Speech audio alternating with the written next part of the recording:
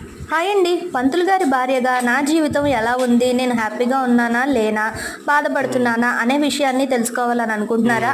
నువ్వెలా ఉంటే మాకెందుకు, మా టైం అంతా వేస్ట్ అని అనుకునే వాళ్ళైతే తప్పకుండా వీడియో చూడండి. ఎందుకంటే పంతులు గారి భార్య బాధితులనే కాకుండా అందరికీ ఉపయోగపడేలాగా ఒక మంచి రెసిపీ అయితే షేర్ చేశాను. అందులోనూ హెల్త్కి చాలా మంచిది, అలాగే టేస్ట్ కూడా సూపర్గా ఉంటుందండి. ఆ రెసిపీ చూడాలనుకుంటే నేను ఈ వీడియో ఛానల్ పేరు కింద లింక్ అయితే ఇస్తున్నాను. ఆ వీడియోది ఫుల్ వీడియో, ఎందుకంటే 1 మినిట్ వీడియోలో చెప్పలేను కదా, అందుకని చెప్పి ఆ వీడియో ఒకసారి క్లిక్ చేసేసి చూసేసేయండి. ఫుల్ వీడియోలో అప్లోడ్ చేశాను. ఒక మంచి హెల్తీ రెసిపీ ఒకటి, అలాగే నేను హ్యాపీగా ఉన్నానా బాధగా ఉన్నానా అనే విషయం కూడా మీకు తెలుస్తుంది. ఆ విషయం తెలుసుకోవాలనుకుంటే చూడండి, లేదా మంచి రెసిపీ మిస్ అవ్వకుండా ఉండాలన్నా కూడా ఒకసారి చెక్ చేయండి.